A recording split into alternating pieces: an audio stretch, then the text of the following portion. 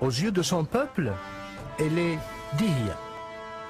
Pour ses ennemis, elle est la Kahina, ou la prêtresse, à craindre et à respecter. Preuve en est. Les envahisseurs arabes qui commençaient à se rapprocher venant de l'Est ont compris que l'Afrique du Nord ne tomberait pas entre leurs mains qu'à la défaite d'un ennemi aussi redoutable.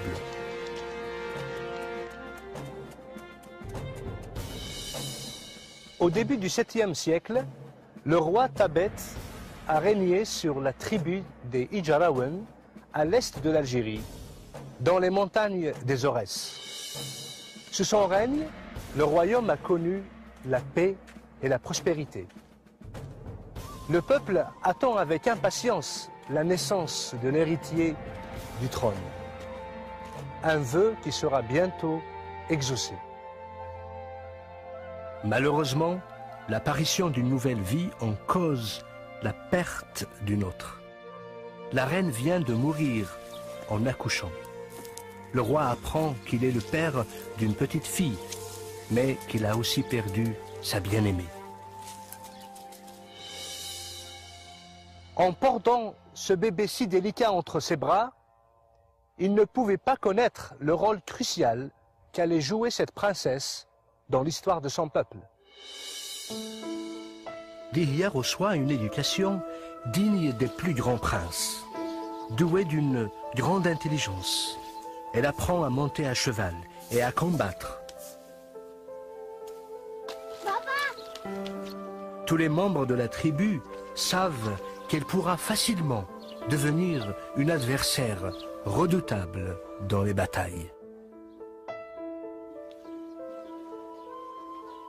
Bientôt, elle connaît chaque coin, chaque arbre du massif de l'Aurès. Une qualité qui lui sera très utile lorsqu'elle sera devenue une guerrière redoutée.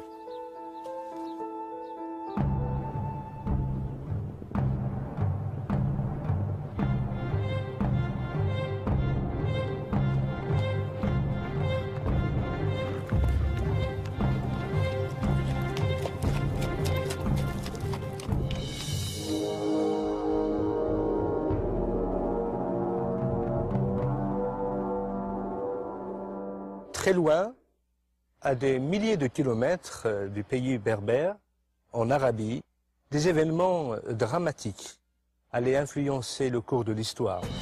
Ils influenceront bien sûr le destin de la princesse Dihya.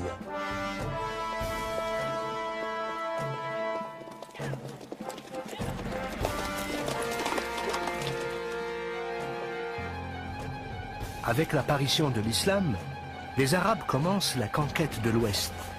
Vers la fin du 7e siècle, les premiers guerriers arabes arrivent en Afrique du Nord. L'Égypte d'abord tombe entre leurs mains, puis la Libye, suivie de la Tunisie. Le calife Muawiyah va alors envoyer son lieutenant, Uqba ibn Nafa, en terre d'Ifriqiya. C'est Uqba ibn Nafa qui va fonder Qayrawan, la première ville musulmane en Afrique du Nord. La ville de Kairouan étant édifiée, elle servira en quelque sorte de tête de pont pour les armées arabes en Afrique du Nord. Les armées byzantines étant disséminées le long de la côte de la Méditerranée, Uqba ibn Nafa préféra pour atteindre le pays traverser les hauts plateaux. Sauf que il fera face à une résistance farouche de la part des Berbères. Cette résistance est dirigée par Koseila, un chef berbère, qui règne sur la tribu des Iraouibn. Après de nombreux combats qu'il perdra, Uqba tombe en disgrâce et retourne en Arabie.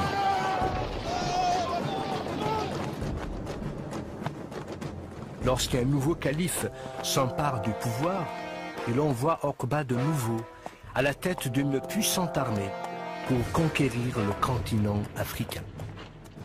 Cette fois-ci, Uqba est mu par un désir de vengeance personnelle. Il est un homme à ne pas se laisser battre.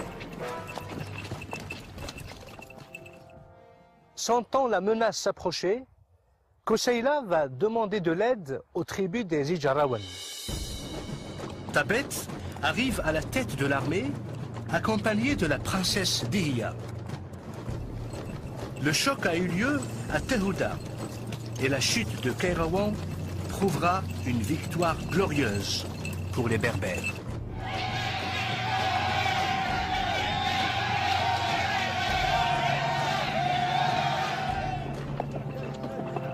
Mais l'armée arabe attaque de nouveau, sous Zuhair. Koseïla et Dihya se battent farouchement à la tête de leur armée.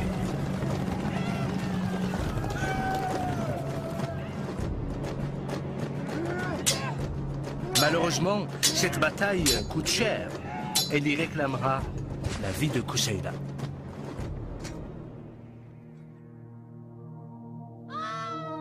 Comprenant que leur chef est mort, les cavaliers se rallient autour de Dihya.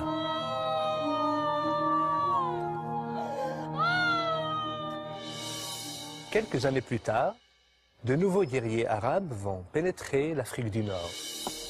Cette nouvelle armée sera conduite par le guerrier Hassan ibn Norman.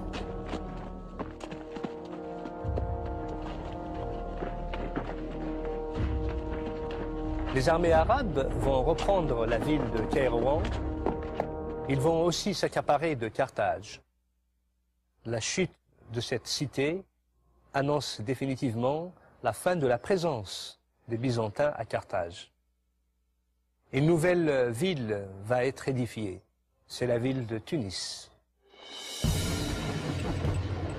Maître de la côte, Norman porte ses regards vers l'intérieur du pays, sur lequel règne une guerrière redoutable. Il sait que tant qu'il n'aura pas vaincu la Kahina, il ne pourra jamais prétendre avoir conquis les Phrygiens.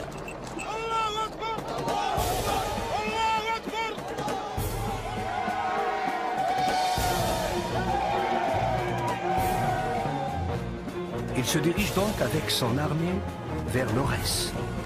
Mais en chemin, la Kahina le rejoint à la tête d'une grande armée, dans laquelle se distinguent des femmes guerrières, des Amazones berbères. Les deux armées se rencontrent.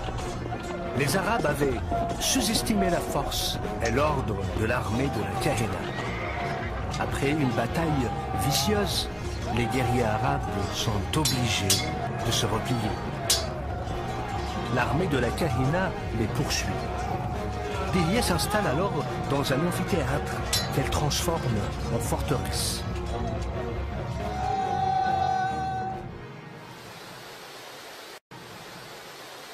Cependant, l'armée arabe ne va pas tarder à revenir. Alors Kahina décide de mettre le pays à sac en poursuivant ce que l'on appelle une politique de terre brûlée, espérant ainsi que les Arabes la laisseraient tranquille. Ce que Kahina ne réalisait pas, c'est que l'ennemi n'avait pas uniquement pour objectif la conquête territoriale. Fatigué et mécontent, le peuple conteste ce qu'elle a fait. C'est alors que Hassan décide d'attaquer. Voyant que l'armée arabe est aux portes de la forteresse, Kahina demande aux tribus de se joindre à elle. Mais elle ne jouit plus autant du soutien de ses alliés. Et bon nombre de tribus refusent de s'unir à elle. La reine résiste pendant 2 semaines aux troupes qui attaquent la forteresse. Mais elle réalise qu'elle ne pourra pas tenir plus longtemps. Elle prend alors une décision. Elle ne veut plus que ses fidèles compagnons perdent leur vie pour une cause perdue. Voyant qu'ils sont à bout, elle leur demande de baisser les armes. Les guerriers berbères ne veulent pas se rendre et refusent que leur reine se sacrifie pour eux. Néanmoins, avec la même obstination qui l'a poussé à combattre les armées arabes pendant des années, d'abord aux côtés de son père, Par la suite, aux côtés de Kousseïla, et finalement seule, elle réalise et comprend la nécessité du sacrifice. Dihya quitte seule la forteresse au petit matin pour aller une dernière fois fouler le sol de son cher pays. Elle y trouve un puits pour y étancher sa soif.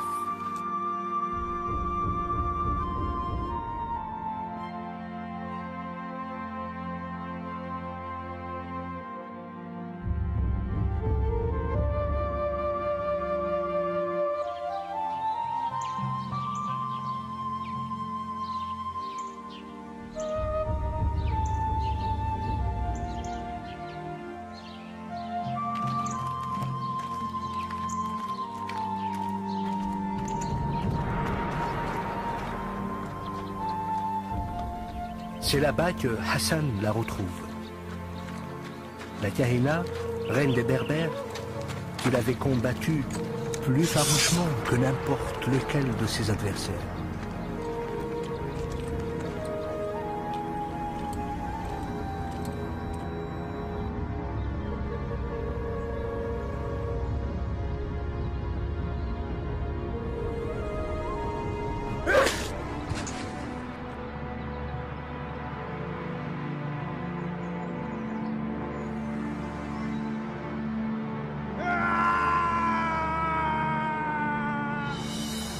Ce jour-là, les Berbères pleureront la perte de leur reine bien-aimée.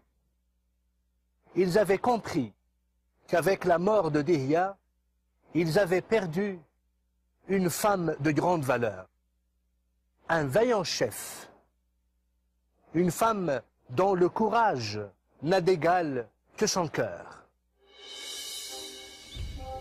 La reine qui aura passé sa vie à lutter pour la liberté de son peuple, qui aura veillé des nuits entières à évaluer la menace qui venait de l'Est, pouvait maintenant se reposer en paix dans le sein de cette terre qu'elle avait tellement chérie, de ce pays qu'elle avait préféré à sa propre vie.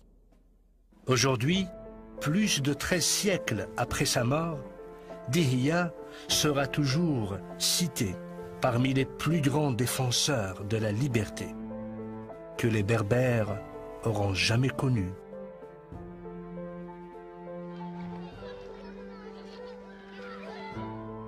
Malgré la victoire finale des Arabes, l'héritage de Dihya demeure vivant jusqu'à nos jours. Héritage qui s'exprime par la survie même du peuple berbère. Son désir persistant de maintenir son identité et sa culture. Sa langue, unique au monde. Ses symboles, ses dessins. Par tout ce qui fait de lui le peuple berbère.